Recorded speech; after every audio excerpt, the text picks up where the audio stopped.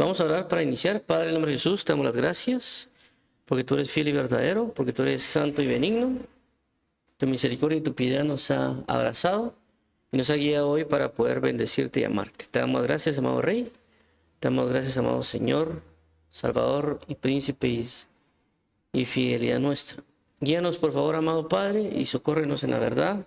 Sé tú nuestro refugio, nuestra torre fuerte y nuestra bendición en Cristo Jesús. Te agradecemos el día de hoy porque tu amor y tu fidelidad es constante y bendita. Y ayúdanos hoy a derramar nuestros corazones delante de ti. En el nombre de tu Hijo Jesucristo, ayúdanos y socórrenos. En el nombre de Jesús, amén. Ok, con la ayuda del Señor vamos a hablar el día de hoy lo que corresponde al tema de los días de Elías y la guerra contra los profetas. Ese será el tema del día de hoy. Bueno, constantemente hemos hablado con respecto a los días de Elías. Hemos hablado de diferentes temas, como lo que es la vida de Sarepta de Sidón, el hecho de en los días de Elías y el bautismo en agua, el conflicto profético, la restauración de todas las cosas, el volver de los padres hacia los hijos, el volver de los rebeldes a la prudencia de los justos. Y hoy, en esta ocasión, pues nos tocará la guerra contra los profetas. Ojo que no estoy poniendo necesariamente lo que corresponde a la guerra entre profetas, que eso sería algo aparte, sino que la guerra contra los profetas. Es decir, que como hemos hablado de que una de las manifestaciones del espíritu de Elías es poder traer la restauración de todas las cosas, ya hemos hablado que por consecuencia, si hay restauración, significa que las cosas no están bien, por eso se restauran o se restablecen. Por consecuencia, va a haber un mover de parte de las tinieblas para que no se levante y no se restaure lo que se requiere restaurar. Una referencia a esto, más o menos nos podemos llevarlo en el libro de Nehemías, cuando ellos comienzan a restaurar el templo y todo lo que corresponde a Jerusalén. A Jerusalén y todas las ciudades y el templo.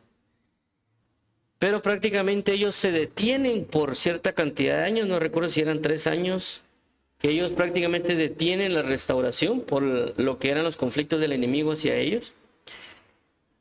Entonces, claramente lo que va a hacer el enemigo es, en este caso, evitar que se manifieste la restauración.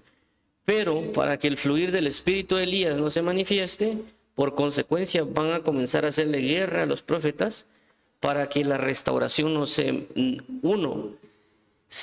vuelve más lenta o no se dé en el tiempo que se requiere. Es decir, puede ser de que el enemigo pueda detener la restauración de la iglesia o la restauración del culto a Dios por años o miles o 100 años o 10 años o 20 años para que no se dé. Pero para poder lograrlo tienen que levantarse en guerra contra los profetas, ya que recordemos que el espíritu de Elías es el que va a reposar no solamente o necesariamente sobre una persona, sino sobre un grupo de personas.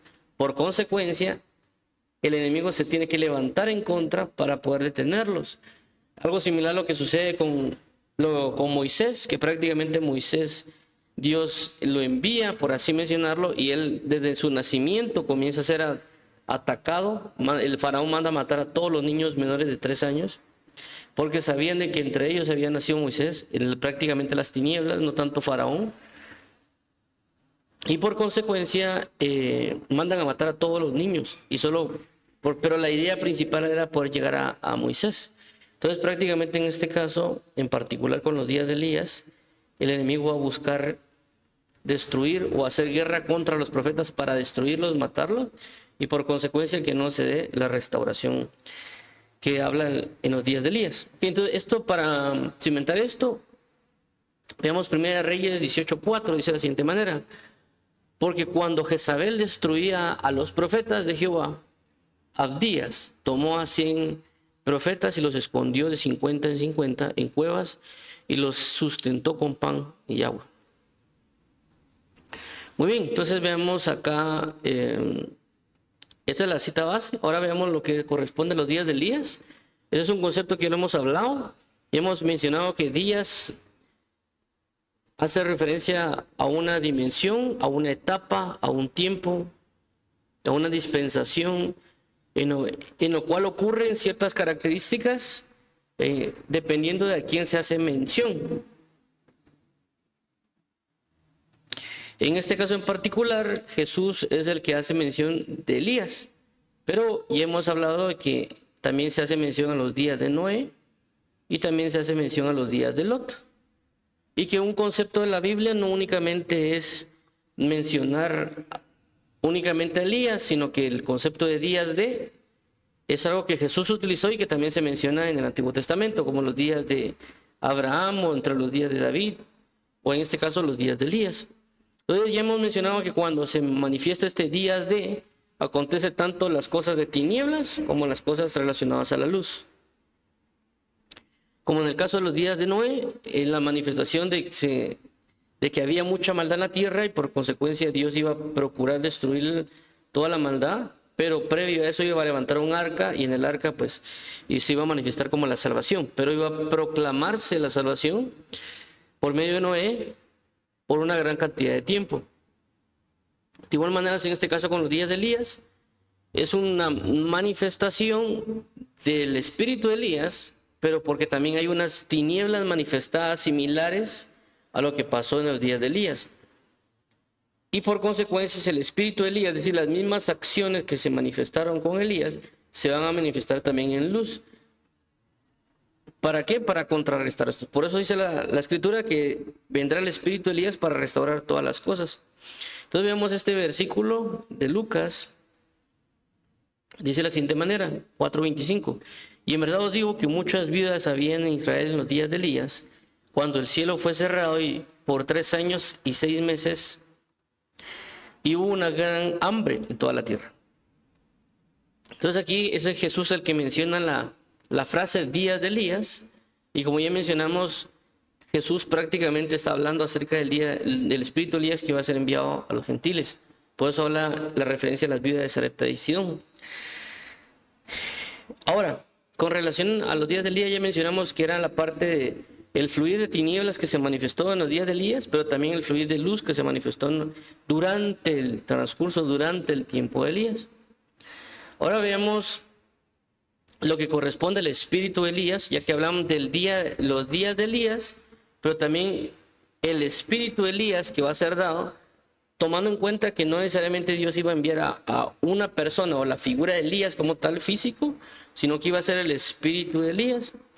Por esa razón Jesús, cuando habla acerca de Elías, dice que Elías ya vino, pero no necesariamente era que la figura física de Elías había venido, por cuanto Jesús lo menciona en el monte de la transfiguración. Entonces en el monte de la transfiguración prácticamente Jesús menciona, luego que bajan, de que Elías ya había venido, y cuando dijo que Elías ya había venido, hacía referencia a Juan el Bautista, pero que no lo reconocieron. Entonces, ¿qué sucede? Sucede que no es necesariamente la persona corporal física de Elías, sino que es el espíritu de Elías que sustentó a Juan el Bautista.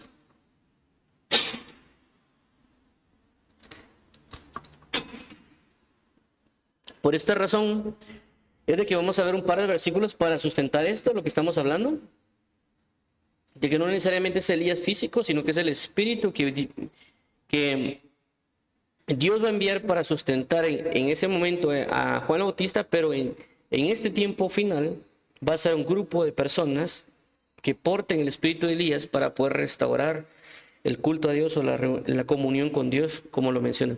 Malaquías 4:5-6. He aquí yo os envío el profeta Elías. Vemos que aquí habla del profeta Elías. El profeta Elías, antes que venga el día de Jehová grande y terrible. 6, él hará volver el corazón de los padres hacia los hijos y el corazón de los hijos hacia los padres, no sea que yo venga y hiera la tierra con maldición. Esto es Malaquías. Luego veamos Lucas, dice, e irá delante él con el espíritu y el poder de Elías para hacer volver el corazón de los padres a los hijos y de los rebeldes a la prudencia de los justos, para preparar al Señor un pueblo bien dispuesto. Entonces vemos acá, de que en Lucas 1:17 hace referencia a Juan el Bautista. Dice que Juan el Bautista irá adelante con el espíritu y el poder de Elías. Es decir, que no está hablando necesariamente del profeta físico, sino el espíritu que va a reposar sobre aquellos que van a aportar el espíritu de Elías. Ok, ya esto lo hemos hablado en otras reuniones con respecto a los días y el espíritu de Elías. Vuelvo a repetir, la idea de Dios es poder hacer reposar, porque la idea es preparar el camino para la venida del Señor. Así como Juan el Bautista, en su momento con el espíritu de Elías, procuraba enderezar el camino del Señor para preparar un pueblo bien dispuesto. La idea del espíritu de Elías en estos tiempos finales es preparar al pueblo, preparar a las naciones para la venida de Jesucristo. Entonces es el mismo sentir de preparar un pueblo bien dispuesto para la venida del Mesías, es decir, de Jesucristo en el arrebatamiento, para que se case con la amada. Ahora, veamos esta parte de acá, ya entrando en detalle con el día de hoy, es la guerra contra los profetas. Como ya mencionamos, la idea del enemigo, sabiendo esto, es decir, nosotros a veces nos acabamos como de enterar, por así mencionarlo, de todo lo que puede acontecer en tiempos finales, pero el enemigo ya conoce muchas cosas a lo largo del tiempo y también conoce ciertas repercusiones y manifestaciones. Por consecuencia, el enemigo sabe de que la manifestación, uno de los profetas de por sí ya es un peligro, más aún si van a tener la suministración del Espíritu de Elías sobre ellos, porque ya van con el sentido propio de generar una restauración. Entonces, por esta razón, el enemigo se va a levantar en guerra contra los profetas. ¿Para qué? Para que no haya un levantamiento y una restauración de las cosas y por lo tanto no haya un culto a Dios como es debido. Por eso que el enemigo se levanta contra el ministerio profético. Ahora veamos las citas para ir entrando en detalle. 1 Reyes 18:4, porque cuando Jezabel destruía a los profetas de Jehová, Abdías tomó a 100 profetas y los escondió de 50 en 50 en cuevas y los sustentó con pan y agua. Entonces vemos aquí claramente de que hay un ente, en este caso el ente femenino Jezabel, que estaba destruyendo a los profetas. Pero Abdías prácticamente lo que hizo fue esconder de 100 profetas, tomó a 100 profetas y escondió de 50 en 50. En este caso vemos de que este ente de tinieblas llamado Jezabel se levanta en contra de los profetas y los estaba destruyendo. Aquí en este caso se ve la acción de Abdías, que él esconde a 100 profetas, pero algunos otros ya se habían destruido, a otros profetas otra vez matado. Pero Abdías estaba haciendo pues la ayuda aquí para poder que no mataran a los profetas. Entre estos 100, aparte estaba Elías, que Dios también pues lo aparta y lo envía con la viuda de Sidón, estando refugiado con ella mientras venía el tiempo del conflicto entre profetas. Ahora, veamos lo que significa la palabra guerra. Desavenencia y rompimiento de la paz entre dos o más potencias. Dos, lucha armada entre dos o más naciones o entre bandos de una misma nación. 3, pugna, oposición y rivalidad. 4, lucha o combate aunque sea en sentido moral. 5, oposición de una cosa con otra. Es decir, las tinieblas están buscando oponer en contra de los profetas porque saben de que si pasa, vendrá una restauración. 6, para excitarse al combate. Muy bien, ya hemos visto que la palabra profeta es, esto es el diccionario BDB. La palabra en hebreo es 50-30 y significa navi. Portavoz, o sea, lo han traducido aquí como la BDB, portavoz, orador, profeta. También hace referencia a un profeta, falso profeta o profeta pagano. Muy bien, entonces, ¿qué es parte de lo que hará el enemigo contra los profetas? Porque si se levantan en guerra contra un profeta o contra los profetas, van a hacer ciertas cosas estos profetas, el enemigo en contra de los profetas. Es, por ejemplo, en el caso cuando hay una guerra, por ejemplo, en el caso de Rusia o Ucrania, ellos buscan atacarlos de una manera ya sea aéreo o terrestre, donde ellos puedan ver del lado del enemigo, donde ellos tengan prácticamente mayor poderío y por lo tanto del lado de contra quién van a atacar, donde tengan más debilidad o ciertas operaciones o características para ir en contra de. Yo aquí realmente coloqué solo 6 puntos para dar una noción de lo que realmente el enemigo está haciendo y que realmente ya está operando el enemigo o haciendo guerra contra los profetas. ¿Para qué? Para que el mover del espíritu de Elías no se manifieste y por lo tanto no se pueda dar una restauración.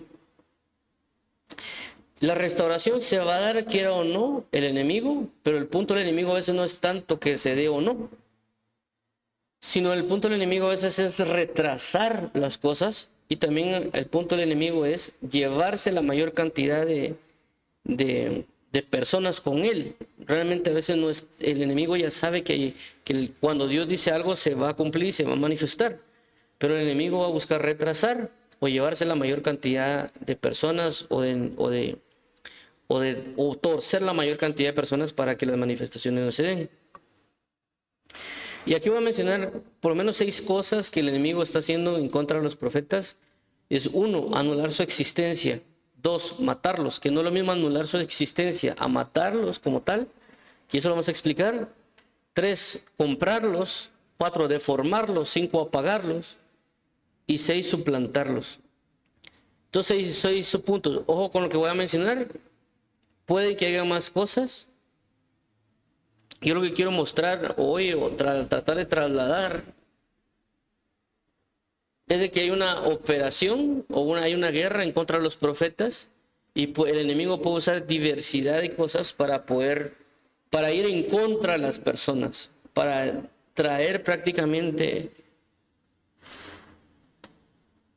algo que aniquile o que destruya o que deforme, entre otros, a los profetas. Porque si lo logra, por consecuencia, la restauración no se va a dar, o la manifestación de lo que hemos hablado con respecto al espíritu de Elías, no se va a dar. Ok, entonces veamos aquí el punto 1 que ya hemos hablado, que es anular su existencia. Entonces, una de las mayores cosas o estrategias principales que regularmente el enemigo hace es anular la existencia de algo. Porque si se anula desde el principio la existencia de algo, la persona tiene la ventaja. Es decir, si en dado caso uno va a atacar a otra persona, yo puedo anular mi propia existencia. Entonces, si las personas no saben que existo, yo tengo una ventaja a favor mía y en contra de ellos. Por eso que el enemigo busca dar muchos argumentos para entender que el diablo Satanás no existe en sí mismo, pero también el mismo enemigo busca dar ciertos argumentos o pruebas para dar a entender que Dios no existe. Entonces, al anular la existencia de algo, en este caso anular la existencia de un enemigo que es diablo Satanás, él obtiene la ventaja. De igual manera, si él anula, por así mencionar, del hecho de que digan argumentos o cuestiones de que Dios no existe, por consecuencia, se va a obtener una gran ventaja. ¿Por qué? Porque ya comenzó con ese pequeño detalle de no existe. Aquí voy con esto, de que una de las primeras cosas que el enemigo está haciendo para levantarse en guerra contra los profetas es dar argumentos o decirle a la gente que los profetas no existen, que los profetas ya no están habidos en este tiempo. Porque recordemos de que así como es el profeta o el ministerio como tal, es el ejercicio de la función. Es como, por ejemplo, yo diga a las personas que no hay, que los contadores no existen o que los auditores no existen. Si yo quito de eso, de una empresa como tal, todo el sistema monetario o la manera que las cuentas y demás, nadie obtiene esa función. Y prácticamente cualquiera podría tomarlo, ya sea administrador o alguna otra persona, pero no es experto en esa área y no está funcionando bien. Por consecuencia, la empresa va a tener problemas económicos porque no hay alguien que siga o que maneje la parte de contabilidad. Porque es una parte esencial dentro de una empresa en este caso. Pero hablando ya en términos espirituales, la función de un profeta es esencial. Si quitamos la función como tal del profeta, diciendo que el profeta no existe, por lo tanto no hay nadie que cumpla con las funciones del cargo profético, o lo que ya hemos hablado de la diaconía profética, o en este caso el servicio o la administración o la ayuda o la asistencia del profeta que se requiere dentro de una congregación. Entonces desde ya el enemigo anda indicando que no hay profetas y ya busca esa manifestación a través de diferentes doctrinas, y lastimosamente hay hijos de parte de Dios que pueden ser hijos verdaderos, pero ya andan indicando, proclamando de que no hay profetas. Entonces, ¿por qué? Porque es una falsa doctrina que el enemigo busca, indicando que no hay profetas. Y por consecuencia, ahorita vamos a hablar un par de versículos indicando que sí hay profetas. Y pues alguno de ustedes tal vez ya sabrá, y es Efesios 4:11, y él mismo constituyó a unos apóstoles, a otros profetas, a otros evangelistas y a otros pastores y maestros. Entonces, vuelvo a repetir, el enemigo lo que va a buscar es quitar la existencia del ministerio profético actual, o el ministerio de los profetas. ¿Para qué? Para que esa función exista. Si esa función no existe, no hay nadie que la supla. Y si no hay nadie que la supla, por lo tanto no se va a manifestar debidamente. Porque no es lo mismo que alguien viene y digo, bueno, aquí es necesario que haga la contabilidad y se comienza a hacer las cosas contables, pero no tiene la experiencia, no tiene el conocimiento, no tiene nada. Y inclusive no sabe cómo, en qué abocar, inclusive en internet, para ver cómo resolver ciertas características. Igual los profetas. Alguien puede fungir como profeta hasta cierto punto de una manera natural, pero si no tiene el concepto o no tiene el entendimiento de qué es, no lo va a poder ejercer debidamente.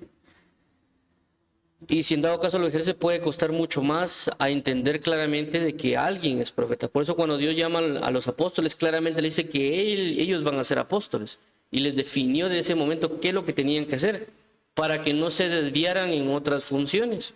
Entonces aquí en Efesios 4:11, Dios define prácticamente lo que corresponde a los 5 ministerios que muchos conocen o que han oído hablar, pero define claramente al profeta. Ahora alguien dirá, es que sí, claramente mencionan acerca de los profetas, pero los profetas ya no existen por X o Y motivo. Pero vuelvo a resaltar, son argumentos para indicar que no hay ministerio profético. Si no hay ministerio profético, no hay una unción profética o un espíritu de Elías debidamente establecido. ¿Para qué? Para ejercer el mover de la restauración. Ahora, uno de los versículos que ayudan bastante para poder entender con relación a lo que corresponde al ministerio de los profetas es lo que habla 1 Corintios 12. Y dice de la siguiente manera en el versículo 27. Vosotros pues sois el cuerpo de Cristo y miembros cada uno en particular. Ojo aquí otra vez. Vosotros pues sois el cuerpo de Cristo y miembros cada uno en particular. 28. Y aún nos puso Dios en la iglesia primeramente apóstoles, luego profetas, los terceros maestros, luego los que hacen milagros, después los que sanan, los que ayudan, los que administran, los que tienen don de lenguas. Si nos damos cuenta acá, una de las razones por las cuales menciono es de que dice que son parte del cuerpo. No está diciendo que fueron parte del cuerpo los apóstoles y profetas. Lo que habla el apóstol Pablo en 1 Corintios 12, y lo voy a leer desde el principio, esto es Biblia textual. Dice, pero ahora, hermanos, no quiero que ignoréis acerca de los dones, los asuntos espirituales. La Biblia de Reina Valera dice dones espirituales, pero la Biblia textual habla, y inclusive en el original, acerca de asuntos o cosas espirituales. El apóstol Pablo en esto dice que no quieren que ignoren, es decir, que conozcan la existencia de los asuntos. Y entre los asuntos, él menciona que hay ministerios, operaciones y dones, 3 cosas. Entre los ministerios, dice que hay diversidad de ministerios, pero el Señor es el mismo. Hay diversidad de dones, pero el Espíritu es el mismo, y hay diversidad de operaciones y Dios es el mismo. Entonces, ¿a qué voy con esto? Todo el capítulo 12 habla acerca de la relación de los ministerios, de lo que debe estar dentro de la congregación, y por consecuencia termina hablando en este 1 Corintios 12, 27, diciendo que vosotros sois el cuerpo, y que Dios asignó apóstoles, profetas, maestros, y habla que eso es parte del cuerpo. ¿Eso qué quiere decir? Quiere decir de que nosotros actual también somos el cuerpo de Cristo, y si quitamos al profeta le estamos quitando un miembro al cuerpo de Cristo.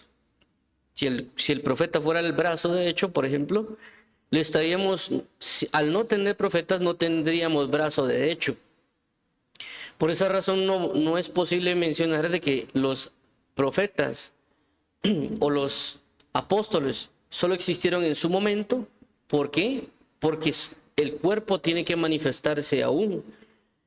Por esa razón es que todavía es necesario los apóstoles y profetas. Por consecuencia, es lógico que el enemigo va a buscar agarrar argumentos para inhabilitar la existencia de apóstoles y profetas.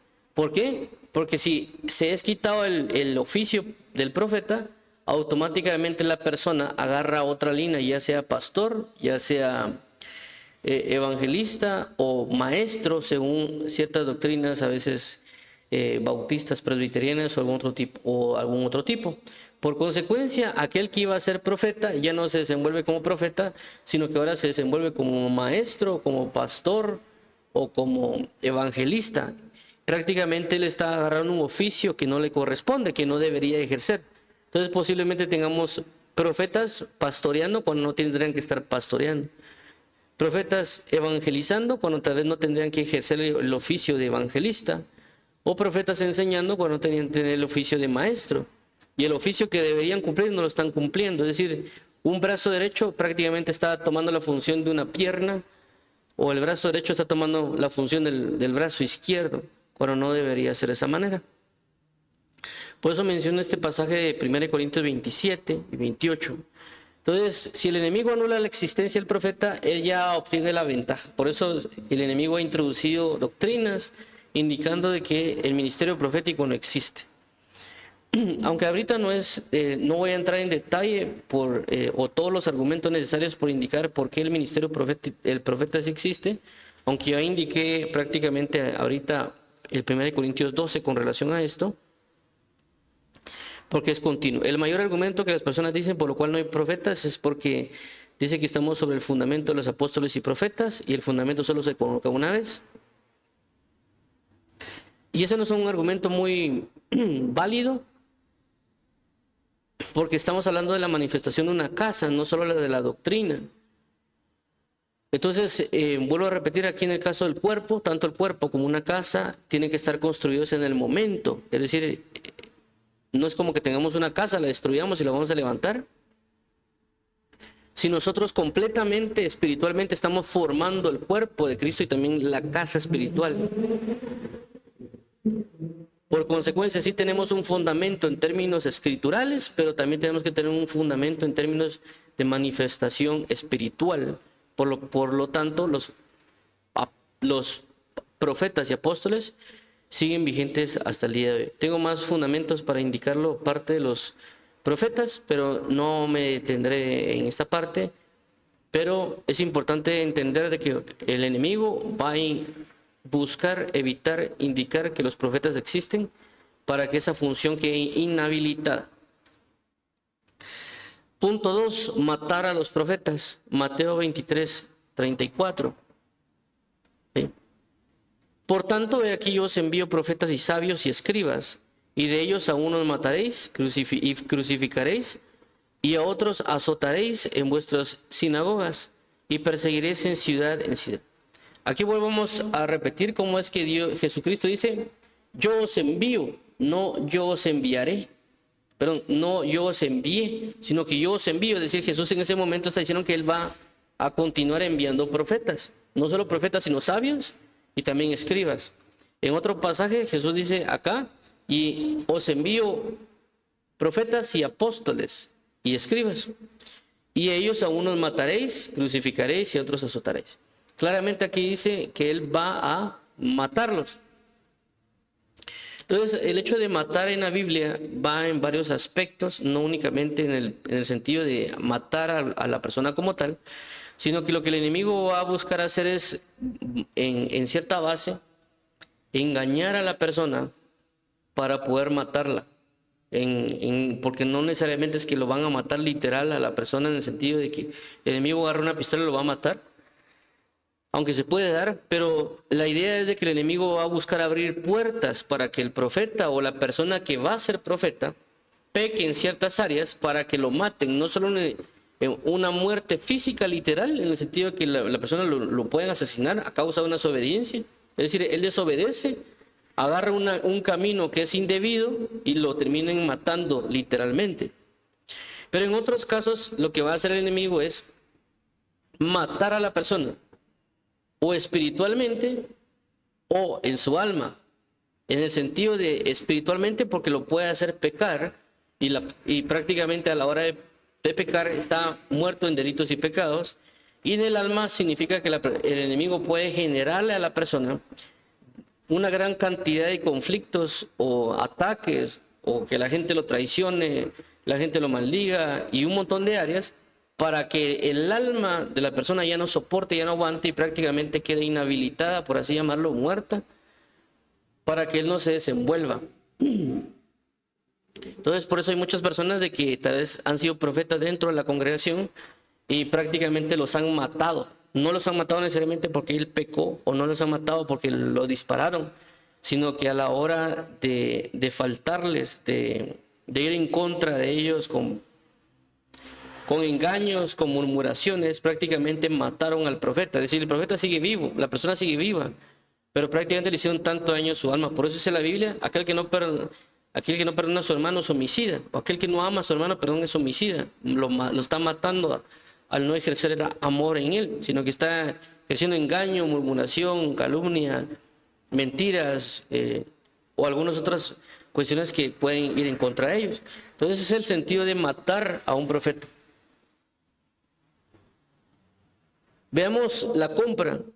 Judas 1:11. También pueden comprar a los profetas.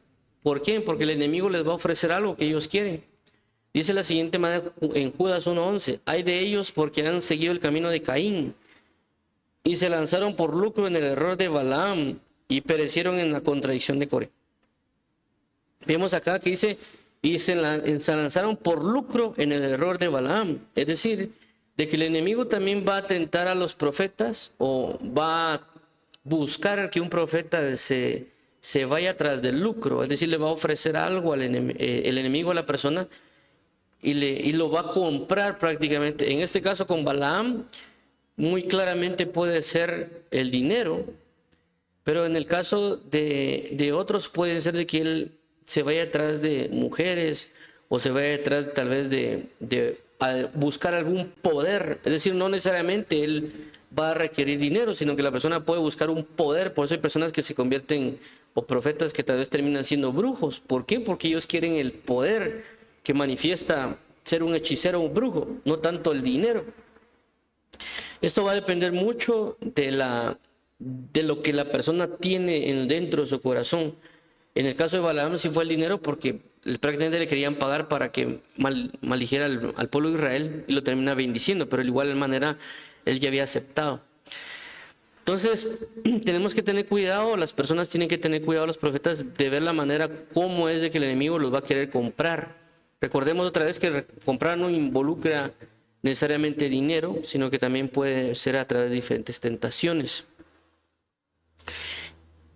En mi caso personal, yo recuerdo muy bien hace años, yo tuve un sueño. No lo digo porque yo sea profeta, sino que lo digo en el sentido del ejemplo de cómo lo puede entender alguien. Y yo recuerdo muy bien que cuando comencé en el Evangelio, recuerdo que tuve una visión donde el enemigo me mostraba ciertas cosas, y él me decía: mi hijo, te doy todo esto si dejas de seguir a Cristo.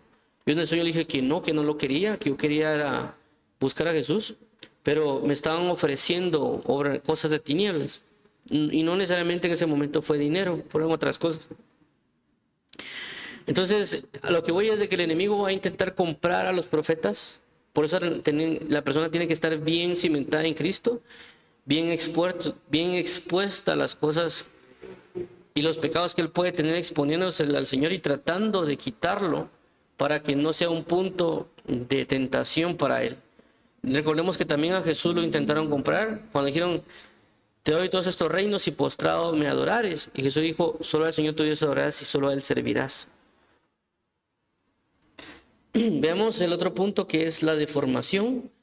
Deformar, una de las cosas que el enemigo también va a hacer con un profeta, y también inclusive mucho lo que estoy hablando también no solo implica con profetas, sino que también con otros ministerios, pero ahorita no estamos entrando en profeta, es buscar deformar al profeta.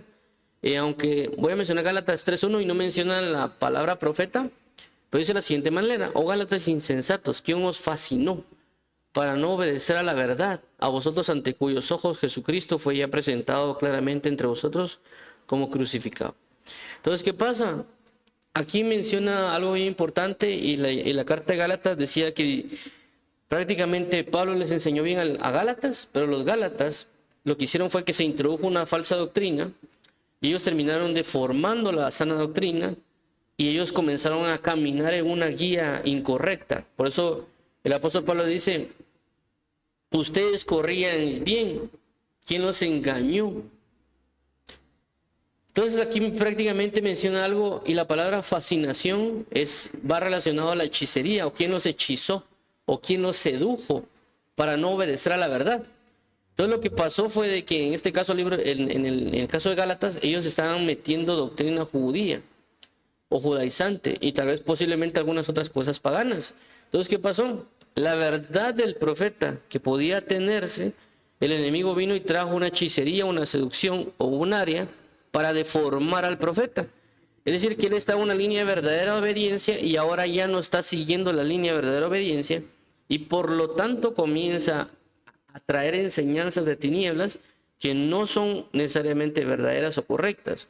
O tal vez pueden venir de una base verdadera, pero se trasladó o se deformó a una línea en arrogancia, en altivez y en alguna otra línea, como el caso de lo que conocemos como las profecías o o el discernimiento o inclusive pues lo que es ciencia o sabiduría o los dones que se mueve un profeta. Hay cosas que Dios sí puede hacer en el sentido que Dios le puede mostrar a alguien ciertos pecados o ciertas áreas, inclusive el profeta lo puede ver. Pero el profeta lo que podría hacer, teniendo él la visión profética en lo cual puede ver pecados o algunas otras cosas por causa de la sensibilidad, el discernimiento y otro que Dios le ha dado, la persona podría usar eso inclusive para su lucro. La persona podría usar eso también para engañar a otros. ¿Por qué? Porque a través de las falsas enseñanzas, él aprendió a usar mal sus dones y lo deformaron. Por consecuencia, usa sus dones ahora para las tinieblas y puede engañar o puede hacer otro tipo de cosas o meterse en términos de adivinación, ya no tanto en profecía o en discernimiento, sino que en adivinación. Y el profeta prácticamente lo deformaron. Él camina pensando que inclusive podría estar haciendo lo bueno o lo correcto. Y él camina en esa línea de pecado y por lo tanto a la hora de levantarse, por así decirlo, predicar o profetizar o cuanta cosa, él lo único que va a hacer es guiar a un pueblo no a la restauración verdadera, sino que una línea errónea. Por esa razón es que se han levantado muchos falsos profetas o profetas en muchos casos enseñando cosas erradas o erróneas porque los fueron deformando. Vemos ahora lo que el otro caso, que es apagar a un profeta. Salmo 104:4. Dice en el Salmo 104:4, el que hace a los vientos sus mensajeros y a las flamas de fuego sus ministros. Ya mencionamos que un profeta es un ministro o un siervo o una función de profeta, un oficio de profeta. Y prácticamente Dios lo que quiere es de que cada ministerio sea como una llama encendida, un fuego, una flama, como aquí menciona, una flama de fuego. Pero ¿qué pasa? Recordemos que nosotros deberíamos estar encendidos espiritualmente, como le dijeron a Timoteo, aviva el fuego del don de Dios que está en ti.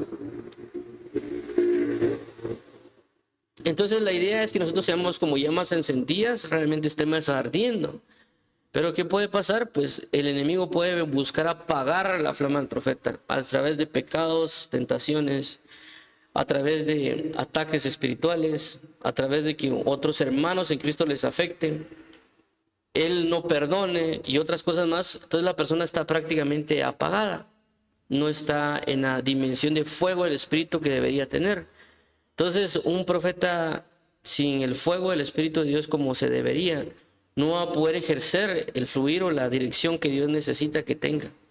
Por eso el enemigo va a buscar apagarlos. ¿Para qué? Para que no fluyan según el Espíritu de Dios. Suplantar. Jeremías 14:15. Otra de las cosas que el enemigo va a hacer es suplantar a los profetas. Es decir, Jeremías 14:15.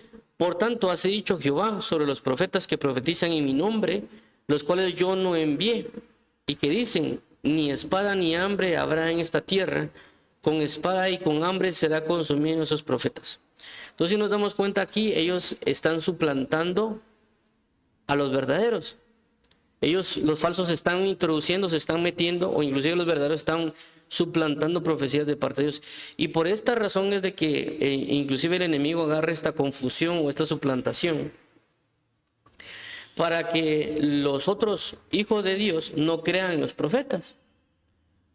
Inclusive todas las características que acabamos de ver sirven para eso, para que las personas no crean al oficio del profeta, para que las personas no se digan, vean un falso profeta o un profeta que está suplantando la verdad del oficio profético, y al verlo claramente digan, bueno, ese está profetizando cosas falsas, y todas las personas digan, el ministerio profeta no existe porque están profetizando y están profetizando mentira. De igual manera, con lo que hablamos de la inexistencia, las deformaciones y algunas otras cosas que hemos estado hablando, porque la idea prácticamente es desacreditar el ministerio del profeta.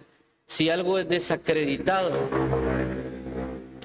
por consecuencia, la persona no va a creer a ese descrédito. Y voy a poner un ejemplo que realmente yo lo viví, que me pasó, no en el sentido de profeta, sino en el sentido por ejemplo, en mi caso, soy ingeniero en sistemas, y una mañana llegaron a mi casa un amigo diciendo que en una empresa como que los habían hackeado, como las personas a veces mencionan eso, como que los habían hackeado. Y me dijo, mira, necesito que me ayudes porque andan consiguiendo a alguien que le restaure todas las cuentas.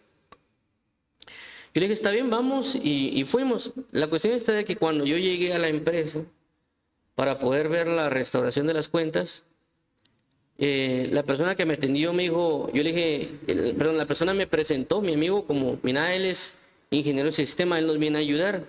Lo primero que la persona hizo fue poner una cara de menosprecio y una cara de no creo en los ingenieros en sistemas. Inclusive él me dijo, mira, él dijo, yo no creo en los ingenieros en sistemas. Eso fue lo que él mencionó. La cuestión está que yo entré a la empresa, me dieron los accesos y todo, y al final pues del día yo logré restaurar todas las cuentas que alguien se había metido y había eliminado todas las cuentas. Al final pues me contó la persona que había una persona que se había hecho llamar ingeniero en sistemas y prácticamente le entregó un sitio web malo, no le hizo bien los trabajos, hizo prácticamente un caos.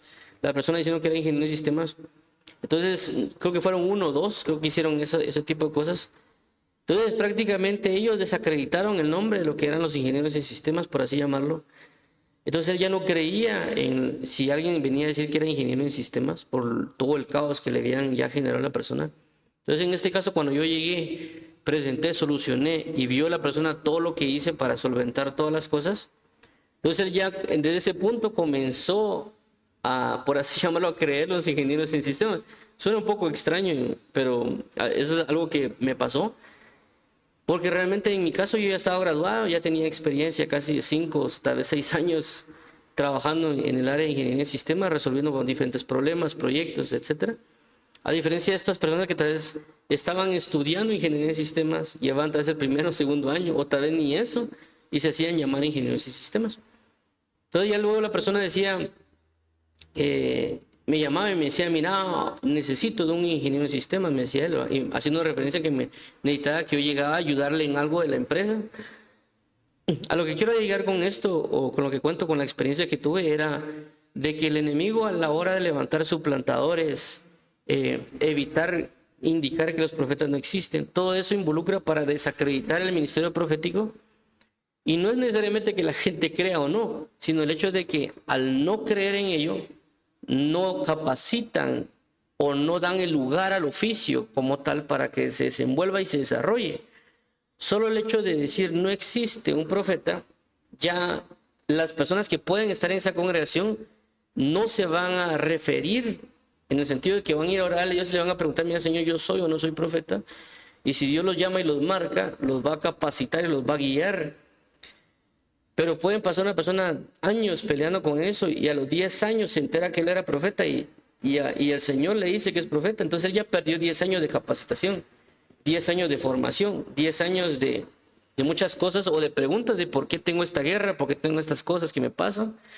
y muchas otras cosas que pueden darse. Aparte de la función verdadera que puede cumplir un profeta como tal, no el hecho de la pompa o decir que él es profeta, porque realmente no ese es el hecho, sino el hecho va mayormente en la capacitación y la formación y el ejercicio, el ejercer, no solo él como profeta, sino que él capacite y eduque a otros profetas, porque claramente la Biblia menciona eso acerca, por ejemplo, de la compañía de profetas o cómo un profeta educaba a otros profetas, como en el caso, por ejemplo, de Elías y Eliseo también.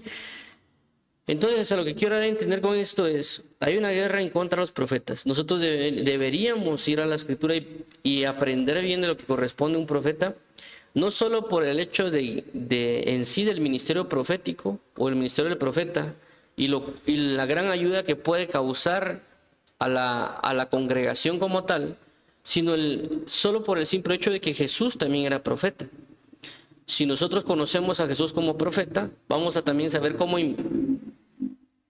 formarlo en nosotros, la unción profética o movernos proféticamente, no como profeta, sino con la unción profética. Y asimismo, si en dado caso alguien es padre de familia y Dios le otorga un hijo que va a ser profeta, él podría ayudar o guiarle basado en el conocimiento que tiene de Jesús. Pero también, cómo identificar a cuál vaya a ser un falso profeta y cuál puede ser un verdadero profeta.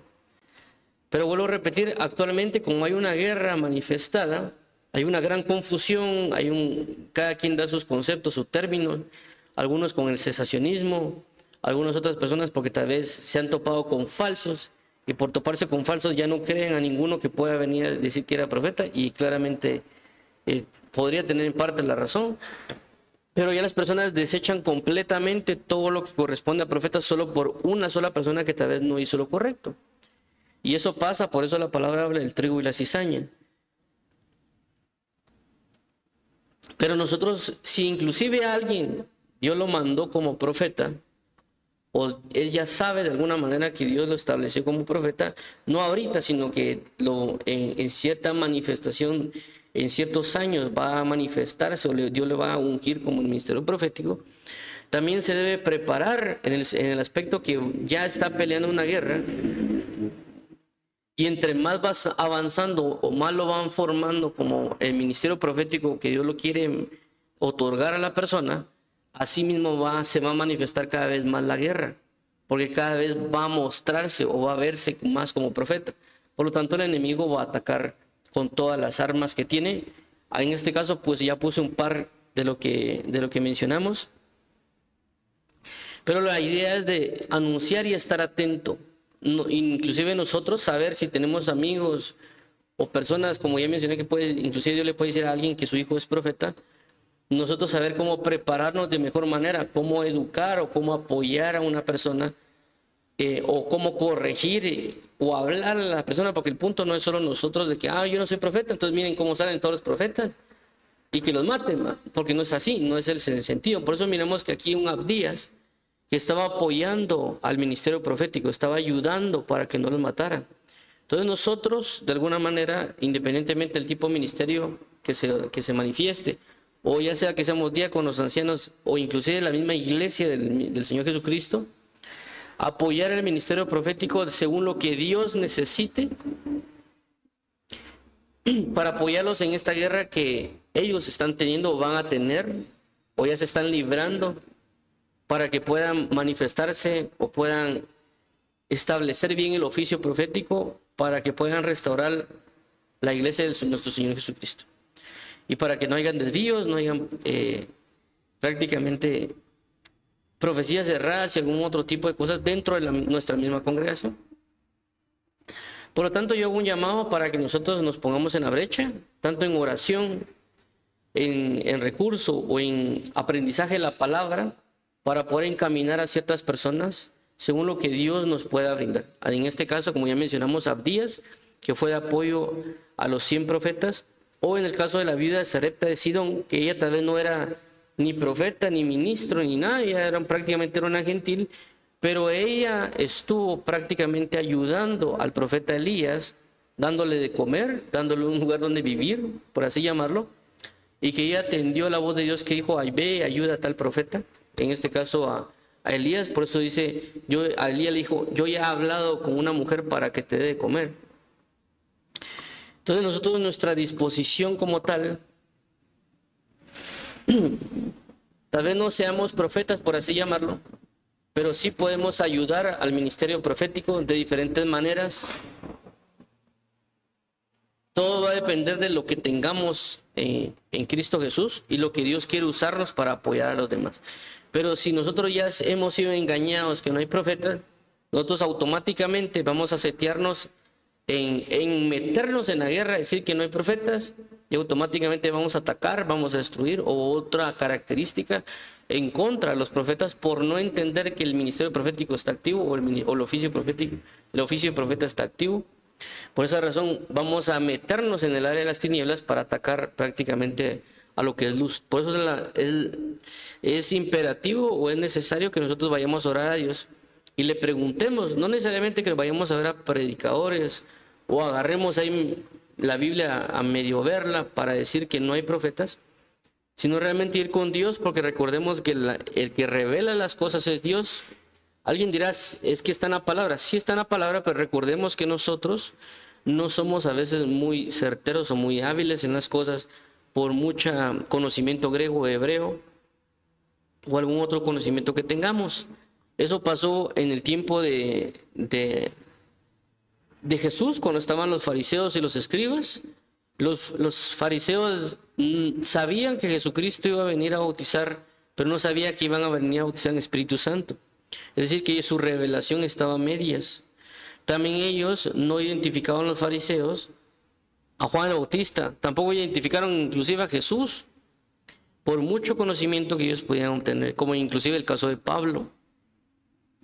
Entonces nosotros no podemos ir solo ahí en la vida pensando que somos pura, como se podría mencionar, que somos sana doctrina y que todo lo que nosotros decimos o pensamos es sana doctrina, o lo que medio vemos que otra persona sea sana doctrina, que él tiene la verdad, sino tenemos que ir bien a preguntarle a Dios, porque la Biblia menciona que los tiempos son finales y que el enemigo va a buscar engañar inclusive a los escogidos. Entonces, si nosotros tenemos la cualidad de ir a orar a Dios y preguntarle, Señor, ¿realmente existe el ministerio profético? ¿Realmente es verdad lo que se menciona acerca de los profetas? Háblame. Y por supuesto, también vamos a ir a revisar a la Biblia. Es decir, no nos vamos a quedar solo en oración, sino también bajo la dirección del Espíritu Santo, ir a leer la palabra, pero también no ser imprudentes o afanados o acelerados en sacar interpretaciones, porque recordemos que a veces nos ha pasado de que nosotros cuando comenzamos en algo, o en el Evangelio, hay cosas que tal vez no las entendimos bien y las enseñamos mal, y ya cuando vamos creciendo en el Evangelio nos damos cuenta de que cometimos errores. Entonces nosotros debemos estar bien atentos y ser bien cuidadosos con relación a este término o esta situación con los ministerios proféticos o ministerio de profetas. No tomar o no sacar conclusiones a la ligera, pero el que realmente nos va a enseñar las cosas y nos va a mostrar las cosas por el Espíritu, por la palabra, es el Espíritu Santo que nos guiará a toda verdad. Pero no tenemos que entrar en esa arrogancia de que sí, que somos sana doctrina, porque hay mucha gente diciendo que es sana doctrina, tanto aparentes verdaderos como falsos, diciendo que tienen sana doctrina y realmente no la tienen porque no se les mira.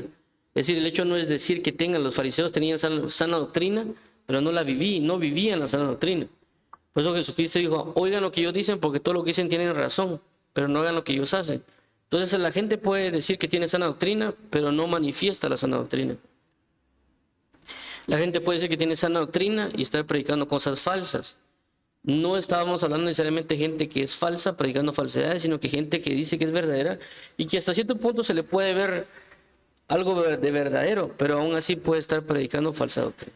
Por eso tenemos que ser muy cuidadosos, bien atentos a la oración, bien atentos a la palabra, para que no nos engañen. Entonces Dios los bendiga a todos. Lo vamos a dejar acá, considerando y concientizando que hay una guerra, en este caso mayormente hacia los profetas, porque es la manifestación de la restauración que ha de venir. Y por esta razón el ministerio profético está siendo atacado. Entonces vamos a orar para finalizar, pidiendo a Dios que ayude a todos aquellos que han sido llamados al ministerio de profetas, para que Dios proteja y que Dios envíe ayuda, así como un Abdías o como una viuda de Sarepta de Sidón o algunos otros personajes que la Biblia enseña para que brinden ayuda al ministerio profético. Padre, en el nombre de Jesús, te damos las gracias por tu palabra, por tu verdad y fidelidad. Te pedimos hoy, Señor, que traigas ayuda desde tu santuario al ministerio profético, al ministerio de profeta, al oficio de profeta, para que se pueda desenvolver como se debe, para que pueda ser educado como se debe, para que no sean comprados, matados o deformados, Señor, suplantados. Te pedimos en el nombre de Jesús, ten piedad, muestra, Señor, y revela a tus hijos, aquellos que han de conocer la verdad, para que tú les muestres y les reveles acerca del ministerio del profeta, para que no sean enemigos sin darse cuenta de la cruz, no sean enemigos y no estén participando de la guerra ni apoyando a Jezabel sin que se den cuenta. Así que te pedimos hoy, Jehová, que nos ayudes y nos sostengas en la verdad. Gracias te damos en el nombre de Jesús. Amén. Vamos a orar para aquellas personas que quieren aceptar a Jesús como Señor y Salvador. Padre, en el nombre de Jesús, te damos las gracias, porque sabemos que tú eres bueno y verdadero y fiel, y tú traerás liberación a aquellos que creen en tu nombre. Por favor, hoy confesamos, Señor Jesús, que hemos pecado y que necesitamos salvación. Queremos arrepentirnos de nuestros pecados, queremos aceptarte como Señor y Salvador, creyendo que Jesús resucitó entre los muertos y creyendo la palabra de verdad. Te agradecemos, Padre, porque tu amor y tu fidelidad nos acompañen. Restaura nuestra familia, restaura nuestra casa y queremos caminar conforme a tu palabra de verdad. En el nombre del Señor Jesús. Amén.